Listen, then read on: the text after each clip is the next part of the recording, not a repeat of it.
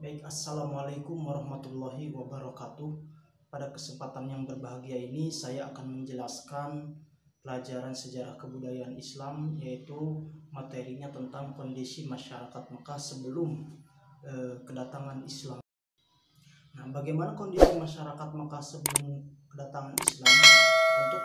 Untuk memahami masalah tersebut, ada 4 hal yang perlu kita pahami, atau ada 4 bagian yang harus kita pahami agar kita memahami kondisi masyarakat Mekah sebelum Islam datang. Yang pertama adalah kita harus memahami kondisi kepercayaan atau agama masyarakat Mekah. Yang keduanya adalah kondisi peradaban bangsa Arab, dan yang ketiga adalah kondisi sosial ekonomi bangsa Arab, dan yang keempat adalah kondisi politik masyarakat Arab sebelum Islam datang. Yang pertama adalah kondisi kepercayaan atau kondisi agama masyarakat Mekah sebelum Islam datang. Kondisi kepercayaan masyarakat Mekah pada awal mulanya, masyarakat Mekah itu adalah menganut ajaran tauhid atau ajaran yang dibawakan oleh Nabi Ibrahim alaihi salam, yaitu ajaran yang mengajarkan tentang beribadah kepada Allah Subhanahu wa taala. Nah, ajaran tauhid ini kemudian dilanjutkan oleh putranya, yaitu Nabi Ismail alaihi salam. Nah, setelah Nabi Ismail alaihi salam wafat, kemudian masyarakat Mekah mulai beralih kepada ajaran baru, yaitu menyembah kepada para berhala. Tidak sedikit berhala yang mereka buat untuk dijadikan sebagai bahan sesembahan.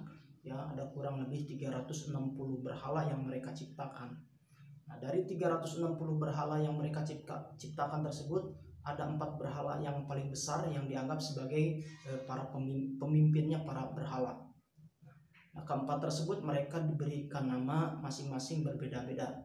Yang pertama, pemimpinnya para berhala disebut dengan Hubal. Ya. Yang kedua, ada yang berhala disebut dengan Uzza. Yang ketiga, Lata, dan yang terakhirnya adalah Mana. Nah, keempat berhala itu mereka bikin dan mereka buat, disimpan di masing-masing tempat. Ya, misalnya Hubal ditempatkan di pinggir Ka'bah yang letaknya ada di kota Hijaz. Ya. Begitupun Uzza. Ya, Uzza adalah posisi pemimpinnya, wakilnya Hubal. Ya.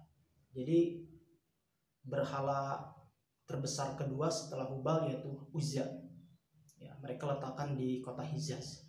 Dan yang ketiga, ya, berhala yang bernama Lata mereka tempatkan di sebuah kota Taif, ya, sebuah kota di wilayah selatan kota Mekah. Dan yang terakhir ada ada Mana, ya, berhala Mana yang bernama Mana itu diletakkan di kota Madinah. Nah, itulah kepercayaan masyarakat Mekah sebelum Islam datang, yaitu mereka menyembah kepada berhala. Nah, penyembahan kepada berhala itu bermula atau dibawakan oleh salah seorang tokoh suku Huza'ah yang bernama Amir bin Lubai. Jadi Amir bin Lubai adalah orang yang pertama kali membawa berhala-berhala dari kota Sam ke negara Mekah. Yang kedua adalah peradaban atau kondisi peradaban bangsa Arab sebelum Islam datang. Nah, kondisi peradaban bangsa Arab itu memiliki peradaban yang sangat tinggi karena mereka sangat pandai sekali membuat syair, membuat berpidato, ya, bahkan mereka pandai sekali membuat karya sastra yang lainnya. Di samping mereka dalam keadaan jahiliyah, ya, atau dalam keadaan bodoh, tetapi dari segi peradaban mereka sudah dianggap maju. Yang ketiga adalah kondisi sosial budaya dan sosial ekonomi masyarakat Mekah. Kondisi sosial ekonomi masyarakat Mekah, ya, orang-orang Mekah mereka bermata pencaharian, ada yang bertani, ya, beternak, dan ada juga yang berdagang. Nah, mereka berdagang mendagangkan barang dagangannya di sebuah pasar yang disebut dengan pasar ukaz. Nah, jadi pasar ukaz sebagai pasar di mana tempat bertemunya para penjual dan para pembeli. Nah, di samping sebagai berfungsi sebagai pasar, ukaz juga berfungsi sebagai tempat berkumpulnya para penyair dari segala penjuru negeri untuk mengunjuk kebolehan ya untuk bersyair, berlomba ya, untuk berlomba syair ya di tempat ukaz tersebut. Dan yang terakhir adalah kondisi politik masyarakat Arab sebelum kedatangan Islam.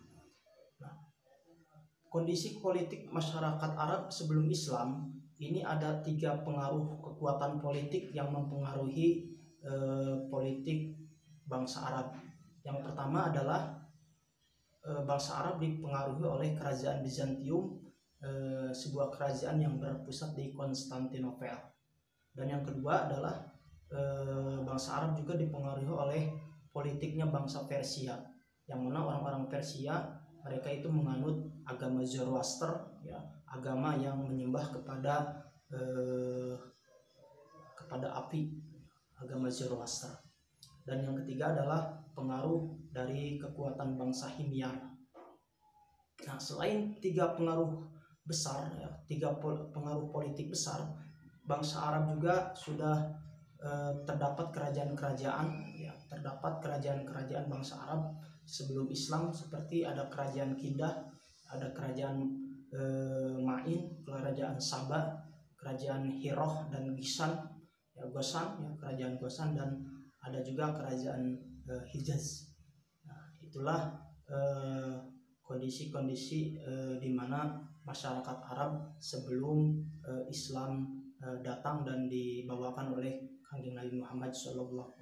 Jadi kesimpulannya, kondisi masyarakat Mekah khususnya bangsa Arab umumnya sebelum kedatangan Islam itu dibedakan menjadi 4. Yang pertama adalah kondisi agama dan kepercayaannya, yang kedua adalah kondisi peradaban bangsa Arab, yang ketiga kondisi sosial ekonomi, dan yang keempat adalah kondisi politik bangsa Arab sebelum kedatangan Islam.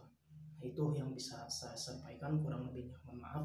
Wallahul muwaffiq ila aqwamit thoriq. Assalamualaikum warahmatullahi wabarakatuh.